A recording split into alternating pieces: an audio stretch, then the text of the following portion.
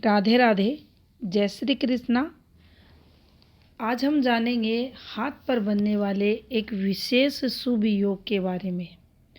सामान्यतः ये योग काफ़ी सारे हाथों पर आसानी से मिल जाता है। इस योग की जो सबसे बड़ी पहचान रहती है वह हम आपको बताएंगे। उच्च स्तरीय सफलताओं के लिए इस योग को हाथ में देखा जाता है और जीवन रेखा शुक्र पर्वत के योग से ये हाथ में बनता है।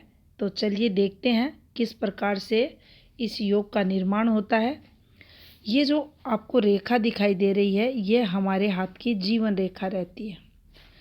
आप लोगों ने देखा होगा अक्सर हाथ में इस प्रकार से जीवन रेखा रहती है। ये इस प्रकार से घूमती है और शुक्र की तरफ चली जाती है।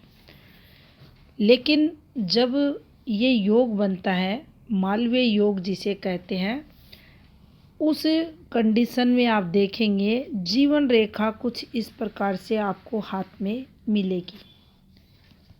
ये रेखा आपको यहाँ अगर इस क्षेत्र की बात करें तो ये हमारे हाथ में नेपच्यून का क्षेत्र रहता है।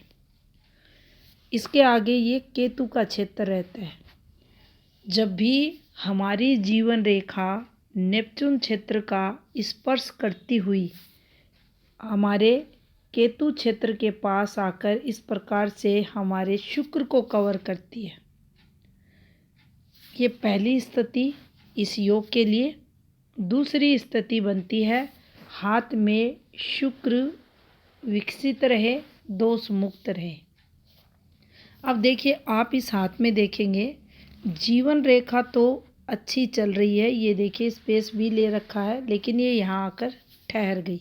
इसमें ये टुकड़ों में यहाँ डिवाइड हो चुकी है।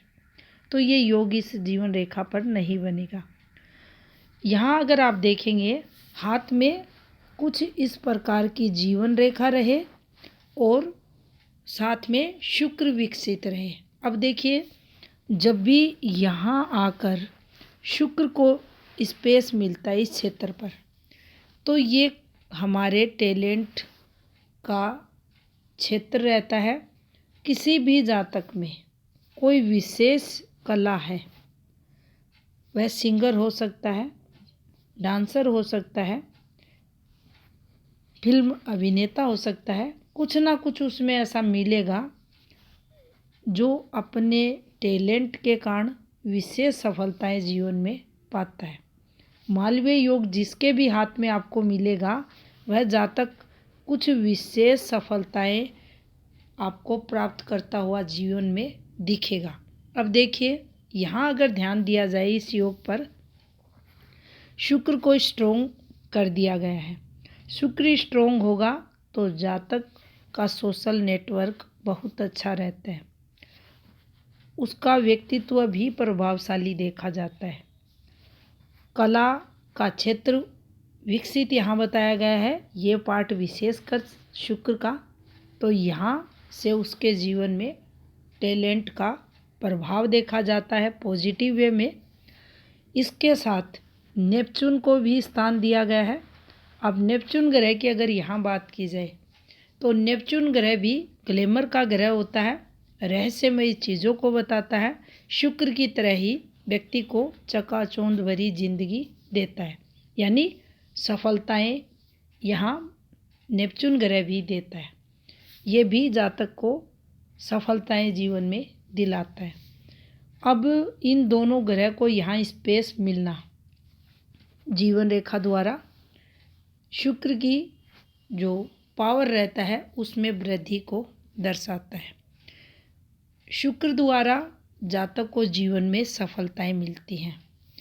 जितना भी यहाँ हाथ का शुक्र स्ट्रोंग होगा जातक को उतनी ही अधिक सफलताएं मिलेंगी। अब देखिए इस योग के लिए इसमें दो ही बातें बताई गई हैं, जीवन रेखा प्लस शुक्र पर्वत। ये दोनों अगर इस प्रकार से है तो हाथ में पूर्ण मालवीय योग बनता है। किसी भी अन्य रेखा का कोई जिक्र समुद्र शास्त्र में नहीं किया गया है, लेकिन यहाँ हमें कुछ बातें ज़रूर ध्यान रखनी होंगी। शुक्र पर्वत पर किसी भी प्रकार से कोई भी रेखा अब इनका शुक्र ज़्यादा स्ट्रॉन्ग नहीं है। पतली पतली रेखाएं शुक्र को दूषित करती है, ये वाली रेखा भी शुक्र को दूषित करती है। तो ऐसी रेखाएं हैं तो ये योग नहीं माना जाएगा। शुक्र दोष मुक्त रहे, उस पर किसी भी प्रकार की कटी छटी पतली झूलती रेखाएं, डार्क गहरी काली रेखाएं नहीं होनी चाहिए। शुक्र बिल्कुल दोष मुक्त होना चाहिए। उस स्थिति में जातक को अपने कर्म क्षेत्र में अब जो भी कार्य वह करेगा उसमें उसे अपने टैलेंट के कारण विशेष सफलताएं मिलती है, मान सम्मान मिलता है, उच्च पदवी इसे इसके जीवन काल में ये मालवीय योग देता है। अब यहाँ अन्य हाथ में और रेखाएं कौन सी हैं, कैसी हैं, फिर उसके साथ भी इस योग के प्रभाव में और अधिक वृद्धि देखी जाती है। सामान्य भी अगर किसी जातक के हाथ में ये योग अगर इस प्रकार से बनता है, जीवन रेखा ऐसी है, शुक्र हाथ में विकसित है, दोष मुक्त है, तो हाथ में पूर्ण मालवीय योग का निर्माण माना जाएगा। मालवीय योग एक अच्छा योग बताया गया है। शुक्र ग्रह से इसका संबंध रहता है। यह ग्लैमर को दर्शाता है, जो जीवन रहता है सफलताओं को देने वाला देखा जाता है। जातक के जीवन में हर प्रकार की सुख सुविधाएं, संपन्नता, धन सुख इस योग के कारण मिलता है। तो ये था हाथ में बनने वाला शुभ मालवीय योग। धन्यवाद।